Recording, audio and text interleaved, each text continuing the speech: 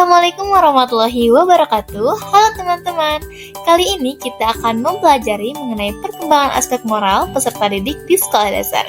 Yuk kita simak bersama-sama. Nah, sebelum kita membahas perkembangan aspek moral peserta didik, kita harus tahu dulu nih, apa itu pengertian moral? Moral secara bahasa berasal dari bahasa Latin yakni mos atau moris, yang artinya adat istiadat, kebiasaan, peraturan atau nilai-nilai atau tata cara kehidupan. Moral ini juga adalah sesuatu yang berhubungan dengan prinsip-prinsip tingkah laku, seperti akhlak, budi pekerti, dan mental, yang membentuk karakter dalam diri seseorang sehingga dapat menilai mana yang baik dan mana yang buruk. Selanjutnya, pengertian moral menurut Kamus Besar Bahasa Indonesia adalah baik buruk yang diterima umum mengenai perbuatan, sikap, kewajiban, dan sebagainya. Nah, biasanya moral ini mengacu pada sanksi di masyarakat, apa yang benar dan dapat diterima. Kata moral juga sering disinonimkan dengan etika, yang berarti adat, akhlak, watak, perasaan, sikap, atau cara berpikir. Kata moral juga sering disangkut pautkan dengan moralitas. Tetapi, moralitas itu menggambarkan nilai-nilai tertentu dari kelompok tertentu pada titik waktu tertentu. Kebanyakan moral tidak tetap, biasanya bergeser dan berubah seiring waktu. Nah, yang selanjutnya ada pengertian moral menurut para ahli. Nah, menurut Russell Swanberg, arti moral adalah suatu pernyataan dari pemikiran yang berhubungan dengan keantusiasan seseorang dalam bekerja, di mana hal itu dapat merangsang perilaku seseorang tersebut. Lalu yang selanjutnya, menurut Maria Jewanta, pengertian moral itu sendiri adalah sesuatu yang berhubungan dengan kemampuan dalam menentukan mana yang benar dan yang salah, serta baik buruknya suatu perilaku pada diri seseorang.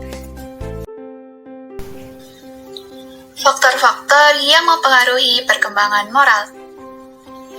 Secara garis besar, faktor yang mempengaruhi perkembangan moral itu dibagi menjadi dua, yaitu faktor orang tua dan faktor lingkungan. Berdasarkan sejumlah hasil penelitian, perkembangan internalisasi nilai-nilai terjadi melalui identifikasi dengan orang-orang yang dianggapnya sebagai model. Menurut psikoanalisis, moral dan nilai menyatu dalam konsep superego yang dibentuk melalui jalan internalisasi larangan-larangan atau perintah-perintah yang datang dari luar, khususnya dari orang tua, sehingga akhirnya terpencar dari dalam diri sendiri. Karena itu, orang-orang yang tidak mempunyai hubungan yang harmonis dengan orang tuanya di masa kecil, kemungkinan besar tidak mampu mengembangkan superego yang cukup kuat. Beberapa sikap orang tua yang perlu diperhatikan sehubungan dengan perkembangan moral anak. Di antaranya adalah sebagai berikut. Yang pertama, konsisten dalam mendidik anak dilarang. Yang kedua, sikap orang tua dalam keluarga. Ketiga, penghayatan dan pengalaman agama yang dianut. Dan keempat, sikap konsisten orang tua dalam menerapkan norma. Berikut ini faktor-faktor yang dapat mempengaruhi perkembangan moral anak. Pertama, faktor tingkat harmonisasi hubungan antara orang tua dan anak. Kedua, faktor seberapa banyak model, yaitu orang-orang dewasa yang simpati, teman-teman, orang-orang yang terkenal, dan lain hal, yang diidentifikasi oleh anak sebagai gambaran-gambaran yang ideal. Yang ketiga, faktor lingkungan memegang peran penting. Di antara segala unsur lingkungan sosial yang berpengaruh, yang tampaknya sangat penting adalah unsur lingkungan berbentuk manusia yang langsung dikenal atau dihadapi oleh seseorang sebagai perwujudan dari nilai-nilai tertentu. Yang keempat, faktor selanjutnya yang mempengaruhi perkembangan moral adalah tingkat penalaran. Perkembangan moral yang sifatnya penalaran, menurut Kohlberg, dipengaruhi oleh perkembangan nalar sebagaimana dikemukakan oleh Piaget. Makin tinggi tingkat penalaran seseorang, menurut tahap-tahap perkembangan Piaget, makin tinggi pula tingkat moral seseorang. Yang kelima, faktor interaksi sosial dalam memberikan kesempatan pada anak untuk mempelajari dan menerapkan standar perilaku yang disetujui masyarakat, keluarga, sekolah, dan dalam pergaulan dengan orang lain. Jika moral diterapkan dengan baik kepada anak, maka anak akan menjadi sosok anak yang bermoral. Namun sebaliknya, dalam kehidupan nyata, kita banyak menemukan anak sekolah dasar yang moralnya itu hancur. Misalnya, mereka sudah terlibat dalam kenakalan anak, mengkonsumsi narkoba, dan melakukan tindakan kriminalitas. Hilangnya moral pada diri anak disebabkan oleh beberapa faktor. Di antaranya adalah yang pertama, kurang tertanamnya jiwa agama pada setiap orang masyarakat. Kedua, keadaan masyarakat yang kurang stabil. Ketiga, banyaknya tulisan dan gambar yang tidak mengindahkan dasar moral. Keempat, tidak terlaksananya pendidikan moral yang baik. Kelima, kurangnya kesadaran orang tua akan pentingnya pendidikan moral dasar sejak dini. Keenam, banyaknya orang melalaikan budi pekerti. Ketujuh, suasana rumah tangga yang kurang baik. Dan yang terakhir, kurang adanya bimbingan untuk mengisi waktu luang. Dari paparan tadi, sebenarnya tergambar bahwa ada dua faktor yang mempengaruhi perkembangan moral anak, yaitu faktor eksternal atau faktor dari luar, dan faktor internal atau faktor dari dalam. Pada perkembangan moral peserta didik, faktor internal meliputi faktor genetis atau pengaruh sifat-sifat bawaan yang ada pada diri peserta didik. Selanjutnya, sifat-sifat yang mendasari adanya perkembangan moral dikembangkan atau dibentuk oleh lingkungan. Peserta didik akan mulai melihat dan memasukkan nilai-nilai yang ada di lingkungan sekitarnya, baik lingkungan keluarga maupun lingkungan masyarakat, yang dapat meliputi para tetua yang mungkin menjadi teladan di masyarakat, atau bisa juga para tetangga, teman, maupun guru yang ada di lingkungan sekolahnya. Semua aspek di atas itu memiliki peran yang penting dalam perkembangan moral peserta didik, yang kadarnya tahu besarnya itu pengaruh bergantung terhadap usia atau kebiasaan dari peserta didik itu sendiri. Meskipun faktor eksternal memiliki pengaruh yang cukup besar pada perkembangan moral peserta didik tetap mampu menentukan hal-hal atau nilai-nilai yang akan dianut atau digunakan sebagai pembentuk jati diri. Hal tersebut tentunya dipengaruhi oleh pengetahuan peserta didik akan nilai-nilai moral yang tentunya pertama kali akan dilihat dari sosok atau jati diri orang tua. Meskipun terkadang orang tua itu tidak secara formal memberikan nilai-nilai moral tersebut, peserta didik tetap mampu menginternalisasi atau memasukkan nilai-nilai tersebut ke dalam jati dirinya, yang diwujudkan dengan sikap dan tingkah laku peserta didik tersebut. Oleh karena itu, para sosiolog beranggapan bahwa masyarakat sendiri mempunyai peran penting dalam pembentukan moral, di mana dalam usaha membentuk tingkah laku sebagai pencerminan nilai-nilai hidup tertentu tersebut.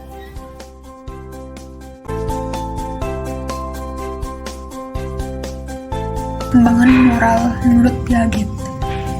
Piaget mempercayai bahwa struktur kognitif serta kemampuan kognitif anak itu sebagai dasar dari pengembangan moralnya. Menurut Piaget, perkembangan moral terjadi dalam dua tahapan yang jelas, yaitu tahap pertama dapat disebut dengan tahap realisme moral atau moralitas oleh pembatasan.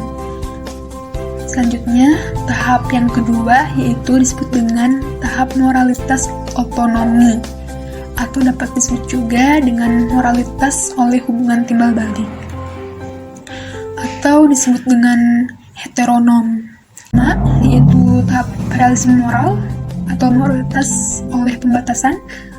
Perilaku seorang anak itu ditentukan oleh kepatuhan secara otomatis terhadap peraturan tanpa penalaran atau penilaian.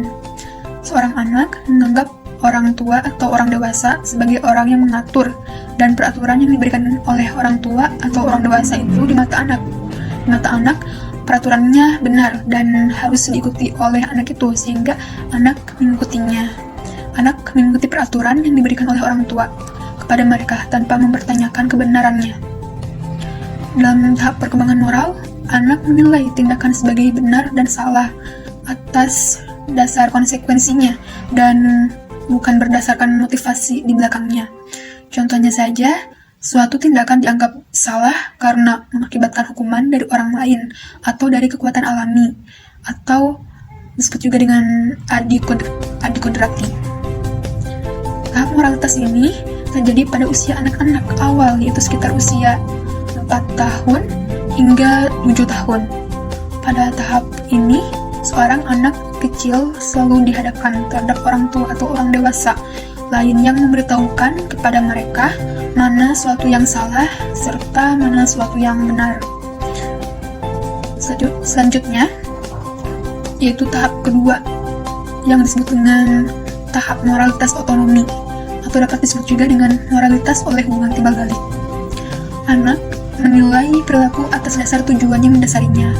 Biasanya itu dimulai dari usia 7 atau 8 hingga usia 12 tahun lebih. Gagasan yang kaku dan tidak luas mengenai benar dan salah yang dipelajari dari orang tua secara bertahap dimodifikasi, sehingga pada akhirnya anak mulai mempertimbangkan keadaan tertentu yang berkaitan dengan suatu pelanggaran moral. Misalnya bagi anak usia 5 tahun, berbohong itu selalu buruk, tapi anak yang lebih besar menyadari bahwa berbohong itu dapat dibenarkan dalam situasi tertentu dan berbohong itu tidak selalu buruk. Tahap autonomous ini terjadi pada masa pertengahan dan akhir anak-anak pada usia 10 hingga 12 tahun. Anak-anak itu mulai tidak menggunakan aturan yang orang tua atau orang dewasa berikan, dan anak-anak. Perkembangan moral menurut Kohlberg. Lauren Kohlberg lahir di New York pada tanggal 25 Oktober 1927. Dia meraih gelar doktoral dalam bidang psikologi di Chicago University pada tahun 1958. Lauren Kohlberg pernah menjadi profesor di 3 universitas ternama, yaitu Yale University, Chicago University, dan Harvard University. Menurut Kohlberg ini, tahap perkembangan moral dibagi menjadi 6 tahapan yang dapat teridentifikasi. Kemudian, ke-6 tahapan tersebut dikelompokkan menjadi 3 tahapan, yaitu prekonvensional, tingkat konvensional, dan postkonvensional. Untuk lebih jelasnya, mari kita perhatikan penjelasan dari tiap tahapnya. Tingkat prekonvensional. Pada tingkat prekonvensional umumnya ada pada anak-anak. Seseorang yang ada dalam tingkatan prekonvensional menilai moralitas dari suatu tindakan berdasarkan konsekuensinya langsung. Pada tahap ini terdapat 2 tahapan.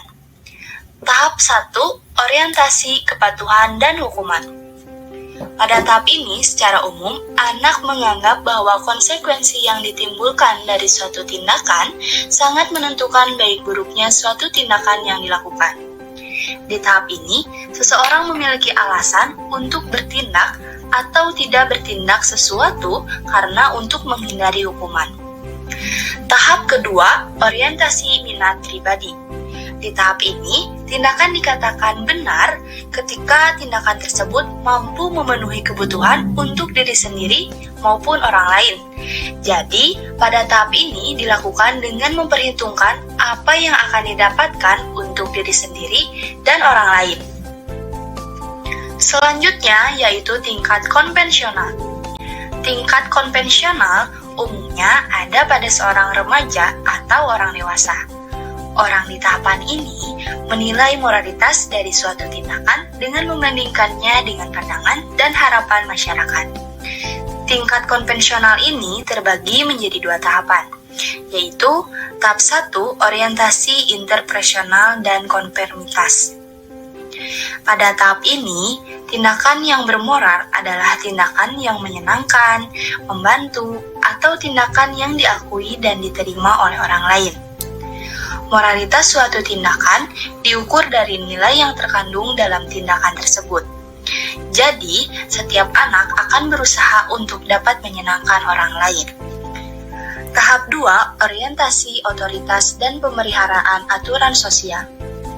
Pada tahap ini, pandangan anak selalu mengarahkan pada otoritas, pemenuhan aturan-aturan, dan juga upaya untuk memelihara tertib sosial. Tindakan bermoral dianggap sebagai tindakan yang mengarah pada pemenuhan kewajiban, penghormatan terhadap suatu otoritas, dan pemeliharaan tertib sosial yang diakui sebagai satu-satunya tertib sosial yang ada. Tingkatan yang terakhir yaitu tingkat post-konvensional. Kenyataan bahwa individu-individu kini menjadi semakin jelas. Perspektif seseorang harus dilihat sebelum perspektif masyarakat. Pada tahapan ini, terdapat 2 tahapan, yaitu tahap 1, orientasi kontrak sosial. Dalam tahap ini, seseorang menyadari bahwa setiap orang memiliki latar belakang dan situasi berbeda. Sehingga pada tahap ini, orang menyadari adanya perbedaan individu dan pendapat. Tahap 2, prinsip etika dan universal. Pada tahap ini, tindakan yang bermoral adalah tindakan yang menyenangkan, membantu, atau tindakan yang diakui dapat diterima oleh orang lain. Moralitas suatu tindakan diukur dari niat yang terkandung dalam tindakan tersebut. Jadi, setiap anak akan berusaha untuk menyenangkan orang lain.